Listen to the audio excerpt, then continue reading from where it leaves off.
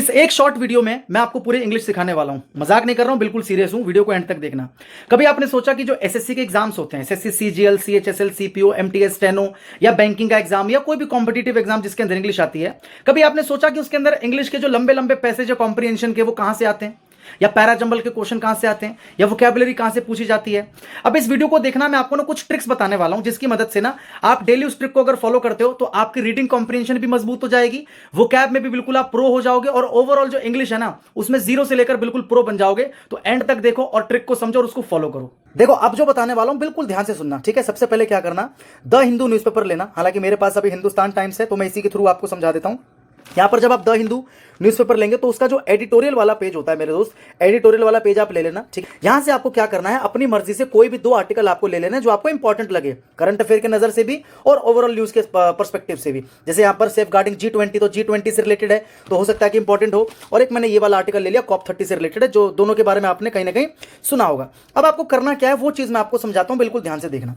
जैसे आपने इस वाले आर्टिकल को पढ़ा तो सबसे पहले आपको क्या करना है, आपको बिल्कुल धीरे धीरे इस आर्टिकल को पढ़कर इसकी मीनिंग आपको समझनी है, ठीक है? जितना आपको समझ में आ रहा है उसको पढ़ो और समझने की कोशिश करो। आराम आराम से पढ़ना, जल्दबाजी बिल्कुल भी नहीं करनी है। साथ में क्या करना है, एक हाइलाइटर लेके बैठो, जिस तरीके से मैंने यहां पर ना क्या किया मैं समझाता हूं।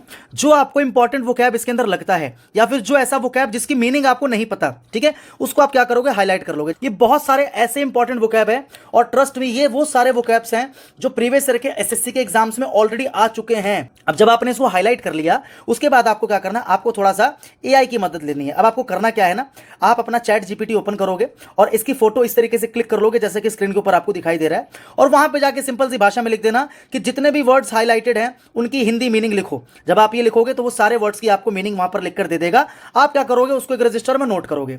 इससे क्या होगा, एक दिन में आपने इतनी सारी इंपॉर्टेंट वोकैबुलरी याद कर ली। अब दूसरा काम आपको क्या करना है, फिर से आपको चैट जीपीटी पे इसको स्कैन करना है और आपको उसको कमांड देना है कि मुझे इस पूरे पैसेज की मीनिंग समझाओ हिंदी में। फिर आपको ये देखना कि जो आपने समझने की कोशिश की थी फर्स्ट टाइम रीडिंग में, क्या उससे मिलती जुलती मीनिंग आ रही है या नहीं आ रही है। इससे क्या होगा, आपकी जो रीडिंग हैबिट है वो आपकी डेवलप होगी, और हो सकता है कि आपके एग्जाम के अंदर डायरेक्ट ये वाला पैसेज या यहां से डायरेक्ट क्लोज टेस्ट आपके एग्जाम में देखने को मिल जाए, क्योंकि भैया एसएससी ने खुद बता दिया है प्रीवियस एग्जाम्स के अंदर कि हमारा डायरेक्ट सोर्स यही रहता है, द हिंदू न्यूज़पेपर, ठीक है? और सेम आपको दूसरे आर्टिकल के साथ भी करना है, दूसरा आर्टिकल भी आपको पढ़ लेना है। इन दोनों को करने में कम से कम आपको डेली का आधा घंटा लगेगा, लेकिन अगर आप डेली आधा घंटा दे देते हो तो ट्रस्ट में मेरे भाई बहुत ज्यादा बेनिफिट आपको इस चीज का होने वाला है। तो इस चीज को जरूर ट्राई करना। एक साथ आपकी रीडिंग की हैबिट भी डेवलप हो जाएगी, आपका जो कॉम्प्रिहेंशन वाला पार्ट है वो भी आपका तैयार हो जाएगा, और साथ में आपकी जो मोस्ट इंपॉर्टेंट वोकैबुलरी है वो भी आपकी तैयार हो जाएगी।